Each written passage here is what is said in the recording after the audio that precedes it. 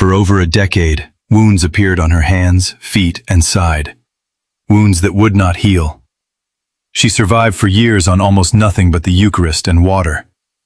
Bedridden in a small German room, she described the last hours of Jesus Christ in more detail than the four Gospels combined. She also described a stone house in Turkey, a country she had never once visited. 57 years later, a priest climbed a hillside near Ephesus and found it standing almost exactly as she said. Her name was Anne Catherine Emmerich, an Augustinian sister, and she was the first person bedridden for the last 11 years of her life in the small town of Dülmen, Germany. You have very likely already met her, without knowing her name. In 2004, Mel Gibson built much of The Passion of the Christ on her visions, a film that would go on to earn over $600 million. That same year, Pope John Paul II declared her blessed. She could barely write. She dictated everything to a poet who visited her bedside day after day for 5 years. And when the Vatican finally examined his notebooks, they could not be certain how much of the story was truly hers. So when millions sat in movie theaters watching Christ carry his cross, whose vision exactly were they watching? This is Hidden Halos, stories the saints left behind. Flämchen, Westphalia. A club of farmhouses in the German countryside, 1774. The soil here was poor, and so were the families who worked it. Anne Catherine Emmerich's among them. She was the fifth of 9 children. Her parents were peasants, and pious ones, the kind of household where a prayer came before bread, even when there was little bread to bless. From an early age, there was no question of school beyond the basics. There was only work. Minding younger siblings, tending animals, learning to sew by candlelight after the fields had emptied for the day. She would later say that even as a small child, she saw things other children did not. The Christ child appearing to her as a playmate, souls she believed were suffering in purgatory, glimpses of a world layered just behind the visible one. Biographers who recorded her recollections decades later could not independently confirm these earliest visions. They rest on her own later testimony alone. What is better documented is what happened to her body, not her soul. At 12 years old, she was sent to work for a farmer, bound out, in the language of the time, like a piece of useful property. She stayed several years. Later, she worked as a seamstress, taking in mending to help her family survive. There was one ambition she never let go of: to become a nun. It should have been simple. It was not. Convent after convent turned her away, not for lack of devotion, but for lack of money. Religious houses in that era commonly required a dowry, a sum of money a family paid to secure a daughter's place inside the walls. The Emmerichs had none to spare. So she found another way in. She was sent to study music, in the hope that a convent might accept her as an organist rather than as a paying novice. But when she arrived at the home of the poor organist meant to teach her, she found a family with even less than her own. She gave them what little money she had saved, money meant for her own entry fee, and stayed on as their unpaid servant instead, waiting on a family that could not afford to pay her, simply to be near the instrument she needed to learn. There were days, later biographers noted, when she herself went hungry enough that her mother walked from Flämchen with bread, and even then, Anne Catherine gave part of it away to the organist's children. She was not yet a nun. She had by then spent years working for free in other people's houses, simply for the chance to one day be accepted into a life of poverty she had not yet been permitted to choose for herself. She was 27 years old before that chance finally came. Dülmen, 1802. Anne Catherine Emmerich was 27 years old when the Augustinian convent at Agnettenberg finally opened its doors to her. Not because a dowry had suddenly appeared, but because years of unpaid service and quiet persistence had worn down every obstacle in her way. She should have felt she had arrived. Instead, she arrived last. Convents of the period had their own quiet hierarchies, and a peasant's daughter who had walked in with empty pockets did not rank highly within them. The other sisters, according to accounts of her early years inside Agnettenberg, did not let her forget where she had come from. Reminders of her low birth were common enough that she came to expect them. She was, by her own choice as much as anyone else's arrangement, content to be regarded as the lowest in the house, the one who took on the tasks no one else wanted, who asked for nothing, who complained of nothing. Her health, never strong, began to decline almost as soon as she entered. The physical labor of convent life, labor she had, in effect, already been performing for free for over a decade, took a toll on a body that had rarely been given the chance to rest. And yet this was, by every account that survives, the happiest period of her adult life. She had a religious community. She had a name inside those walls, Sister Emmerich. She had, after 27 years, the very thing every closed door had once told her she could not have. It would not last. Beyond the convent walls, Europe was reshaping itself. Napoleon's armies had swept across the German states, and with them came a new political order. One with little patience for religious houses that, in the eyes of secular reformers, produced nothing and paid no taxes. Convent after convent across the region found itself marked for closure, regardless of how devoutly its sisters lived or how quietly they kept to themselves. Agnettenberg's turn came in 1811. Jérôme Bonaparte, Napoleon's brother and the newly installed King of Westphalia, ordered the convent suppressed. The nuns who had lived and prayed together for years were told with little ceremony to leave. Sister Emmerich, weakened and increasingly unwell, had nowhere obvious to go. She found temporary refuge in the household of a French priest, himself a refugee, having fled to Germany during the upheavals of the revolution across the border. It was an arrangement built on mutual displacement. Two people the political map no longer had room for, sharing a roof neither of them owned. She had spent nearly 30 years fighting to get inside a convent. She had been allowed to stay inside one for less than a decade. What came next would not happen inside any convent at all. It would happen in a rented room, in a borrowed bed, under the watch of a doctor who had been sent to find out whether the marks appearing on her body were real. The pain came years before anyone saw a single mark. As early as 1807, while she was still inside the walls of Agnettenberg, Anne Catherine Emmerich reportedly began to feel a searing sensation across her forehead and around her wrists, as if pressed by something that left no visible trace. She told almost no one. Whatever this was, she seemed determined to carry it alone. She would not get to keep that choice for long. By 1812, in the borrowed household of the exiled French priest, the pain had stopped staying hidden. According to a later biographical account, it was a young visitor named Clara Zontgen who first discovered what was happening, arriving to see Anne Catherine and finding her in a state of ecstasy, blood falling from her outstretched hands. Clara's first thought was that there had been some kind of accident. When she mentioned what she'd seen afterward, Anne Catherine begged her to keep it quiet. It did not stay quiet. On December 31st, 1813, her confessor, Father Limburg, saw the wounds himself while bringing her Holy Communion. He discussed what he had witnessed with a second priest, Father Lambert. Neither man was certain what to do with what he had seen, and while they weighed their options, Clara had already told her own father. Within days, the story belonged to the entire town of Dülmen. Anne Catherine herself, when she later tried to describe what the stigmata actually felt like, could offer only this: "No words can describe in what manner it flows." It was the kind of answer that satisfied almost no one.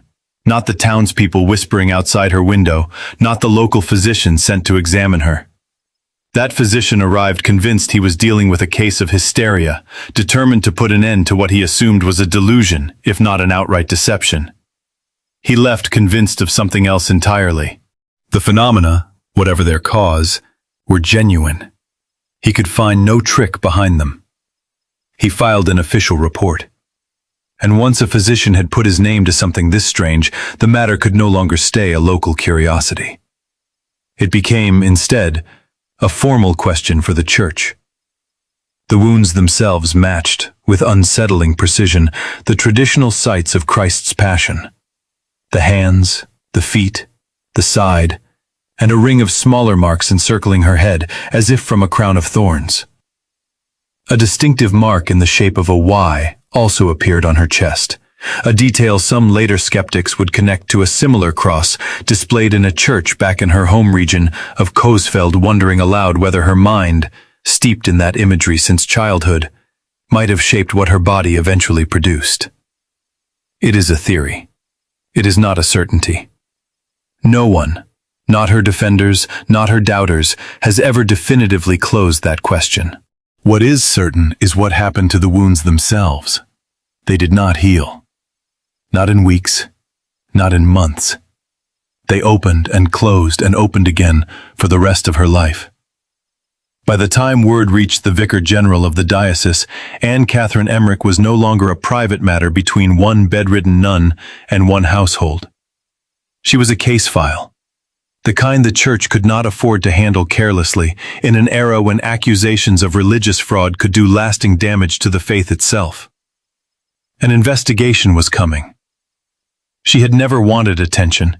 She was about to receive more of it than almost anyone in Westphalia. The man the diocese sent to lead the inquiry was not a minor official. Bernhard Overberg was already, by 1813, one of the most respected churchmen in the region. A vicar general known for exactly the kind of careful, unsentimental judgment the Church needed if it was going to put its name anywhere near a bedridden nun with bleeding hands. He did not come alone. 3 physicians came with him, and together they began what would become a 5-month examination. One of the most sustained pieces of scrutiny any suspected stigmatic in Germany had faced in living memory. According to the Catholic Encyclopedia's account of the case, the examination was very strict, as the utmost care was necessary to furnish no pretext for ridicule and insult on the part of the enemies of the Church. That single sentence says as much about the era as it does about Anne Catherine. This was not simply an inquiry into one woman's honesty. It was damage control for an institution that knew exactly how a fraudulent miracle could be used against it. One of the physicians assigned to her case was Dr. Franz Wilhelm Wessener. He arrived, like the others, prepared to be skeptical. What he found instead was a patient who seemed to want none of the attention being paid to her. He would go on to keep a detailed medical journal on her condition for the next 6 years, tracking her wounds, her diet, her health, with the kind of patience that suggests something beyond professional obligation. Early in his notes, in March of 1813, he recorded a simple observation. "In our communications, I always found Sister Emmerich simple and natural, kind and gracious toward everyone." It was not the language of a man trying to expose a fraud. It was the language of a man who had stopped looking for one. Dr. Wessener was not the only local figure drawn into her defense. Father Bernhard Rensing, the parish priest, became one of her most public advocates, defending her authenticity in what historians have since called a pamphlet war, a public back and forth in print between those convinced of her sincerity and those convinced she was, one way or another, deceiving everyone around her. Even further afield, word of the Dülmen case reached Count Friedrich Leopold von Stolberg, from nobleman, historian, and prominent convert to Catholicism, whose opinion carried weight well beyond Westphalia. He visited her in person in 1813 and came away persuaded enough to publish his own favorable account, lending the kind of social credibility a poor peasant's daughter could never have generated. By the end of the 5 months, Overberg and his physicians reached their conclusion. They found no evidence of trickery, and they became convinced, in the encyclopedia's words, of the sanctity of the pious Begine, as she was called, and the genuineness of the Stigmata.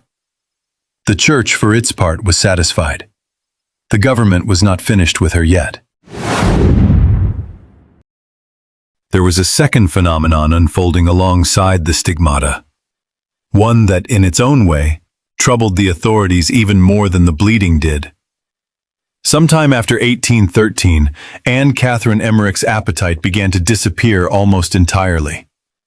According to Dr. Wessener's journal, which he kept faithfully from March 1813 through November 1819, she was, for years at a stretch, surviving on almost nothing. Reportedly, Holy Communion and small amounts of water were close to the whole of her intake. A woman confined to bed, wasted by illness, apparently sustaining herself on next to nothing for the better part of 6 years. To the church, this was, at most, one more sign to weigh alongside the wounds. To the secular government of the day, it was something closer to a crime waiting to be uncovered. A civil authority that had already absorbed one convent's worth of nuns into an increasingly rationalist, post-Napoleonic state, had little patience for stories of women surviving on air and faith. If she was not eating, someone reasoned, she must be eating in secret, and if she was, then everything else about her, the wounds, the visions, the reputation building around her, was very possibly a carefully staged deception. So, in August of 1819, the authorities acted. They moved her to a different house entirely, away from her usual surroundings, and placed her under close observation for 3 straight weeks. Nothing was left to assumption. She was watched by turns around the clock. At the end of it, the commission could not produce a single piece of evidence that she was secretly eating, or that the wounds were self-inflicted, or that any part of what they had witnessed was staged. And yet, tellingly, the men who had watched her for 3 weeks did not walk away in agreement with one another. Some remained convinced of fraud they simply hadn't managed to catch. Others left the house believing they had witnessed something they could not explain. No trick was found. No consensus was reached either. It is worth pausing on what that means. This was not the church, inclined by faith to interpret ambiguity favorably. This was a secular, often skeptical civil authority, actively hoping to expose her, and even they could not close the case against her. Anne Catherine, for her part, seems to have wanted almost none of this. She had not sought a commission or a doctor's daily attention or a household full of strangers watching to see what she did or didn't eat. She had wanted, since childhood, only to be allowed to live quietly inside a convent wall. Instead, by her mid-40s, she had become the subject of formal government surveillance in her own bedroom. The scrutiny would eventually ease. It would not end her strange condition, and it would not restore the convent life that had been taken from her years before. What it did do was set the terms for everything that came next, because the next person who came to her bedside would not be a doctor, or a priest, or an investigator. He would be a poet. Clemens Brentano. Clemens Brentano was, by 1818, already a celebrated name in German letters. A romantic poet with a restless mind and a reputation for elaborate, sometimes fantastical prose. He was not, by any obvious measure, the kind of man destined to spend the next 5 years of his life sitting quietly at the bedside of a bedridden nun in a small provincial town. And yet that is exactly what he did. He arrived at her second, more thorough examination that year, and something about the encounter appears to have changed the direction of his life.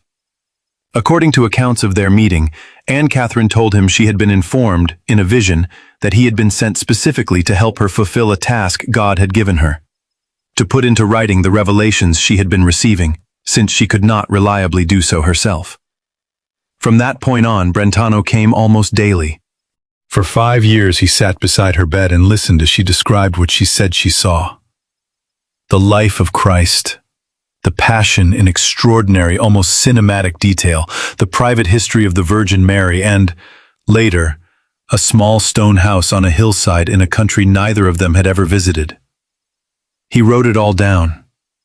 This was, on its face, exactly the kind of first-person testimony the church needed. A devoted scribe, faithfully preserving the words of a woman too weak and too poorly educated to record them herself. Among the visions he transcribed were reflections like this one, on the celebration of the Mass. Mass badly celebrated is an enormous evil. I have had a great vision on the mystery of Holy Mass. It reads, on the page, like the words of a woman entirely absorbed in her faith, humble, devotional, precise about what mattered to her. For decades, readers took it exactly that way. Brentano published the first volume, The Dolorous Passion of Our Lord Jesus Christ, in 1833, 9 years after her death. More volumes followed over the following decades, compiled and expanded by later editors from his notes. Together, they built the reputation that would eventually reach, though neither man could have known it, a Hollywood film set nearly 2 centuries later. But something else was happening in those notebooks, something that would not come fully to light for over 100 years. Brentano, it turned out, did not simply write down what he heard. He was also, by his own private research, deeply interested in the Holy Land, in its geography and its history. Subjects Anne Catherine, who had never traveled beyond a small radius of her home, could have had no direct knowledge of. After his death, papers were discovered in his personal library suggesting he had drawn on maps, travel guides, and other outside sources to fill in, or perhaps to enrich, the details of what she had described to him. Whether he did this consciously, shaping her raw testimony into something more vivid and complete, or unconsciously, letting his own extensive private knowledge blend into what he believed he was faithfully recording, no one has ever been able to say with certainty. What is not in dispute is this. The words readers encountered in the Dolorous Passion were never at any point written by Anne Catherine Emmerich's own hand. They passed first through Brentano's memory, then through Brentano's pen, then through Brentano's private research, and only then reached the page. She, meanwhile, appears to have remained largely unaware of how much of the final text was shaped by someone else's hand. She could not read what he had written well enough to check it against what she remembered saying. She simply kept talking, day after day, to the one man who seemed willing to sit with her long enough to listen. For 5 years this arrangement continued. A dying woman's testimony and a poet's pen, producing together something neither of them could fully claim alone. She died in 1824. Brentano would spend much of the rest of his own life preparing her visions for publication, work that would not be finished, in its fullest form, until decades after both of them were gone. Among everything Clemens Brentano recorded at her bedside, one set of visions would eventually travel further than anything else she described. Not through a movie screen, but through the mud and pine trees of a hillside in Ottoman Turkey. In the visions later compiled as The Life of the Blessed Virgin Mary, Anne Catherine described, in careful specific detail, the final years of Mary's life, including the small stone house where she was said to have lived out her old age near the ancient city of Ephesus, under the care of the Apostle John. According to the account published from Brentano's notes, the house had a fireplace, apse, round back wall, a bedroom for Mary, and a spring that ran into her bedroom. It was an oddly precise description, the kind you might expect from someone who had actually stood inside such a building. Anne Catherine had never stood inside it. She had never left Germany. Ephesus, at the time she described it, had not even been excavated. Its ruins were still buried under centuries of earth, unknown to the scholars and archaeologists who would later study the site. Neither she nor Brentano had any access to maps or records that could have told them what such a house, in that specific location, might actually look like. For decades after the visions were published, the description sat largely unnoticed, one more strange detail in a book already full of them. Then, in 1881, a French diocesan priest named Julien Gouillet decided to test it. Working from nothing but Brentano's published account, he traveled to the region around Ephesus and climbed the slopes of what was then known as Mount Bulbul. On the 18th of October, on the side of that mountain, he found the ruins of a small stone structure, one that appeared in its layout to match key details of what Anne Catherine had described decades earlier. He believed he had found the house. Almost no one believed him. Gouillet's discovery drew little serious attention at the time. It would take another decade and 2 more clergymen for the site to be taken seriously.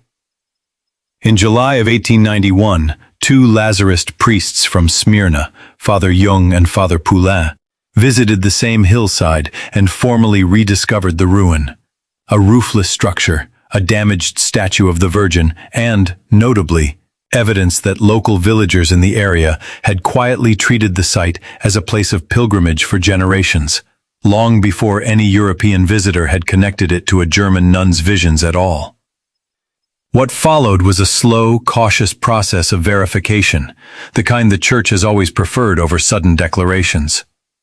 Archaeological study eventually dated the foundations of the site to the 1st century, with the visible structure above them built centuries later.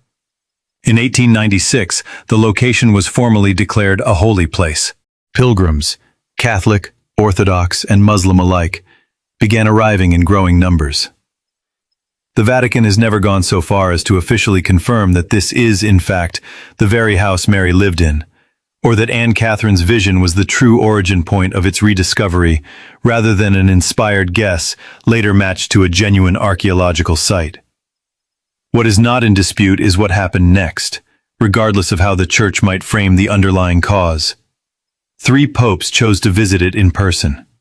Pope Paul VI came in 1967, Pope John Paul II followed in 1979, and in November of 2006, Pope Benedict XVI stepped inside the small stone house himself before celebrating an outdoor mass on the hillside above Ephesus. None of this proves what Anne Catherine Emmerich actually saw, in the years she lay bedridden in Dülmen, dictating to a poet who may or may not have added details of his own. It does not settle the question hanging over every page Brentano ever published in her name, but it leaves behind an uncomfortable, undeniable fact.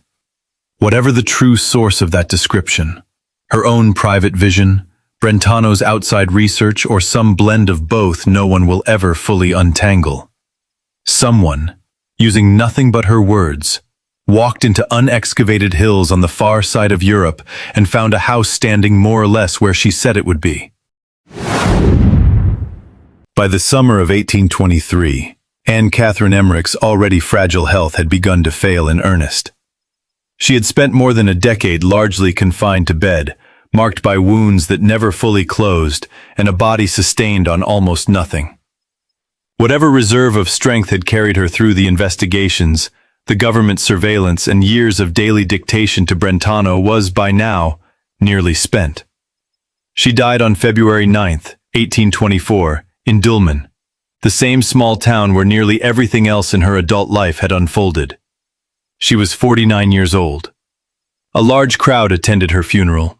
For a woman who had spent over a decade rarely leaving her bed, and who had reportedly wanted nothing more than to be left alone with her suffering, the turnout said something about how far her reputation had traveled beyond the walls of her sick room, carried, in no small part, by the very rumors and investigations that had once threatened to expose her as a fraud. She was buried on February 13th. What happened next did not stay quiet for long. Within weeks, a rumor began circulating through Dülmen that her body had been stolen from the grave. Whether out of concern, suspicion, or simple curiosity, officials decided to settle the question directly. 6 weeks after her burial, her grave was opened. According to multiple contemporary and later Catholic reference sources, including the Catholic Encyclopedia's account of the case, the body was found exactly where it had been left. And, notably, it was reported to show no sign of decay. That alone might have been the end of the matter. It was not. 32 years later, on October 6, 1856, her grave was opened again. This time, by most accounts, out of a different kind of curiosity, as her reputation as a mystic continued to circulate long after her death. The body, according to the sources that recorded the exhumation, was still found intact. It would be well over a century before her remains were moved again, this time deliberately and for reasons rooted in devotion rather than doubt. In February of 1975, her relics were translated to the Holy Cross Church in Dülmen, where they remain today, part of a formal cause for sainthood that was, by then, already gathering momentum after decades of silence. She had spent her life being watched, by physicians sent to catch her in a lie, by government officials counting her meals, by a poet recording her every word. In death, she was watched still, opened, examined, and found, twice over, to have not decayed the way a body left underground for weeks or years was expected to. It was one more detail the Church would eventually have to weigh, alongside the Stigmata, the Inedia, and the increasingly complicated question of what Brentano had actually written in her name, as it decided over the following decades whether Anne Catherine Emmerich deserved to be formally recognized as blessed.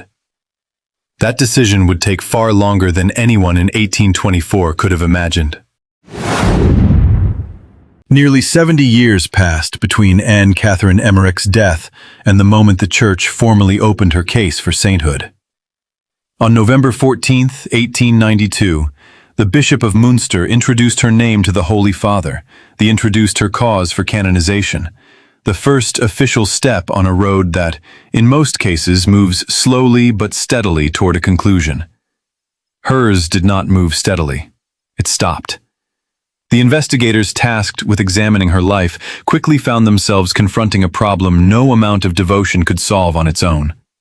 The books that had made her famous, the visions Brentano had published under her name, decades after her death, were not, strictly speaking, hers. He had written them. She had spoken to him. Somewhere between those two facts sat an entire body of literature the Church could not simply take on faith. Investigators began the painstaking work of comparing Brentano's original notebooks against the polished, published versions of the Dolorous Passion and the Life of the Blessed Virgin Mary, trying to determine which words traced back to Anne Catherine's own testimony and which had been reshaped, expanded, or invented outright by a poet known, even in his own lifetime, for exactly that kind of embellishment.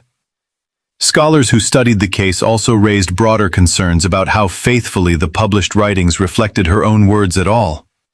One more reason the Church in the end chose to set the texts themselves aside and judge her only by her life.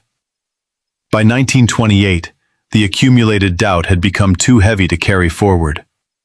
The congregation overseeing her cause issued what is known in canon law as a reponatio, a formal instruction to set the case aside, unresolved, rather than continue toward a conclusion the evidence could not yet support. It was not a condemnation. It was something more frustrating in its way. An open question the Church was no longer willing to keep actively pursuing. For the next 45 years, Anne Catherine Emmerich's cause simply sat. Not rejected, not advanced. A file in an archive, attached to a woman whose name, outside a shrinking circle of devoted readers, was slowly fading from public memory. The silence was not total. Her books remained in print. Devout Catholics continued reading the Dolorous Passion for its meditative power, largely unaware of, or unconcerned by, the scholarly argument still unresolved behind it. But officially, institutionally, the Church had nothing more to say about her. That changed. Gradually, starting in the early 1970s. Not because the authorship question had finally been settled, but because of something separate entirely. A documented healing, attributed to her intercession, that would give the long-dormant cause a new reason to move forward. The debate over Brentano's notebooks was never fully resolved. It would still be unresolved, in fact, on the day she was finally declared blessed. What changed was the Church's willingness to separate the two questions. To ask not, did she write these visions herself, but did she live a life worth honoring regardless of what a poet later did with her words? It was a narrower question. It was also, finally, one the Church felt ready to answer. In October of 2000, after decades of dormancy, Anne Catherine Emmerich's cause entered what canon law calls the processus super miro, the formal process of examining a claimed miracle attributed to a candidate's intercession. It was the step that mattered most now. The question of what Brentano had written was, by this point, a matter for historians. The question in front of Church investigators in 2000 was narrower and, in its own way, simpler. Had someone, somewhere, been healed after praying to her? The record here is not as clean as investigators would have liked, and even the accounts that survive do not fully agree with one another. Some descriptions of the case point to the 1970s. A nun suffering from a serious lung ailment, said to have been unexpectedly cured after appealing for Anne Catherine's intercession. A healing significant enough to help reopen her long-stalled cause. Other, later summaries of her case describe a different circumstance entirely. A child's recovery from a coma, examined decades further on. Whichever account is closer to the full truth, one fact is not in dispute. A documented healing was formally investigated by an ecclesiastical court in Germany, its evidence eventually transferred to Rome for review by the Vatican's own medical and theological consultors. That review concluded on July 7, 2003, when the decree recognizing the miracle was formally promulgated. The last procedural barrier between Anne Catherine Emmerich and beatification finally cleared, more than a century after her cause had first been opened, and 75 years after it had been set aside as too uncertain to continue. It is worth sitting with what had actually happened and what had not. The Church had not resolved the question of Brentano's notebooks. No official decree ever declared how much of the Dolorous Passion was truly hers and how much belonged to the poet who wrote it down. That argument, debated by scholars for nearly a century, simply remained open. Unfinished business the cause would carry forward rather than settle. What the Church had determined instead was something narrower and in the end more durable. That the woman herself, independent of the books published in her name, had lived a life of heroic patience through suffering, and that someone praying for her intercession had, by the Church's own careful standard of evidence, been healed. It was a distinction that mattered enormously to how her case would finally be presented to the world. She was not being honored as the author of a controversial bestseller. She was being honored as a bedridden nun who had endured 11 years of illness without complaint, whose stigmata had passed the scrutiny of both church and government investigators nearly 2 centuries earlier, and whose life, set apart entirely from anything Clemens Brentano had ever put to paper, had by the Vatican's own formal judgment produced a genuine miracle. The date was set for October 3, 2004. By then, her name was no longer confined to devotional bookshelves and academic footnotes. Something else had happened in the years leading up to that date. Something neither Anne Catherine nor Clemens Brentano could have possibly foreseen when they sat together in a small German bedroom nearly 2 centuries earlier. A film director on the other side of the world had picked up her book and decided to build a movie around it. For most of the 20th century, Anne Catherine Emmerich belonged almost entirely to a narrowing circle of devout readers. The kind of name found in the footnotes of older prayer books, or on the spine of a worn paperback passed down through a Catholic household. Outside that circle, she was, for all practical purposes, forgotten. That changed with a single interview. In the years leading up to 2004, actor and director Mel Gibson began speaking publicly about the sources behind a film he had spent years and a significant amount of his own money bringing to the screen: The Passion of the Christ. Alongside the 4 Gospels, Gibson repeatedly credited one additional source for shaping key scenes: The Dolorous Passion of our Lord Jesus Christ. The book built from Brentano's notes of Anne Catherine's visions, nearly 2 centuries after she first described them to him. Details that appear nowhere in Scripture. A flashback showing Christ as a young carpenter building a table for his mother, traced directly back to passages Brentano recorded at her bedside. Audiences who wept through the film's most harrowing scenes in theaters across the world were, whether they knew it or not, watching a story shaped in part by a bedridden German nun's testimony, filtered through a poet's pen, more than 170 years earlier. The film became a cultural phenomenon few had predicted, eventually earning over $600 million worldwide, making it, at the time, the highest-grossing R-rated release in history. And with that success came renewed attention to its lesser-known source. Journalists who had never heard the name Anne Catherine Emmerich before 2004 suddenly found themselves explaining, in article after article, exactly who she had been. The timing could hardly have been more striking. As one radio correspondent covering the Vatican observed that same year, the woman whose visions had quietly shaped one of the most talked-about films in recent memory was, simultaneously, moving closer to sainthood, her decree of beatification finalized within months of the film's release. On October 3, 2004, in St. Peter's Basilica, Pope John Paul II formally beatified her, alongside 4 others. According to the Catholic News Service's account of the ceremony, the Pope praised her for showing heroic patience and firm faith in dealing with years of ill health, a description drawn entirely from the documented facts of her life. The decade of stigmata, the years of near-total fasting, the quiet endurance of a body that rarely let her leave her bed. What the same Wire report noted, just as pointedly, was what the Pope did not say. He made no mention in that homily of the controversial Book of Visions for which she was, by then, most widely known. The books that had brought her name back into public conversation were not the books being honored that day. She had spent 180 years waiting for the Church to decide what to do with her.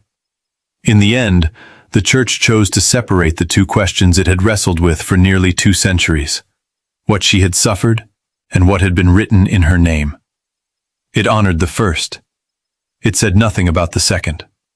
Millions of moviegoers had already made up their own minds about which one mattered more to them. The wounds had bled for over a decade, and no one, not her doctors, not her investigators, not the government commission that watched her for 3 straight weeks, ever caught her in a lie. The house she described, standing in hills she had never walked, is still standing today. Pilgrims climb that same hillside near Ephesus by the hundreds of thousands each year, Catholic, Orthodox, and Muslim alike, walking a path first traced by a Frenchman with nothing but a bedridden nun's words to guide him. And the film built, in part, on her testimony, the one that had millions of people around the world sitting in darkened theaters, watching a man carry a cross toward his own death, still plays every Easter season, in living rooms not unlike the one you may be sitting in right now. 2 centuries after her death, the question that stopped her cause for 45 years has still never been fully answered. No document exists that separates word for word what Anne Catherine Emmerich actually said from what Clemens Brentano chose to add. The Church itself, in the end, stopped trying to answer that question, and honored her instead for something no poet's pen could ever touch. 11 years spent in a bed, wounded and nearly unfed, without a single documented complaint. So the question is not really about her anymore. It is about anyone who has ever sat with someone else's story, a film, a book, a testimony passed down through other hands, and felt something true in it, whether or not every word could be traced back to its original source. If a woman who could barely write her own name could still shape how the world would one day picture Christ's final hours, what does that say about the difference between a story being perfectly accurate and a story being genuinely true? If this story moved you, consider subscribing to Hidden Halos, new documentaries on the lives of the saints, released regularly. This is Hidden Halos, stories the saints left behind.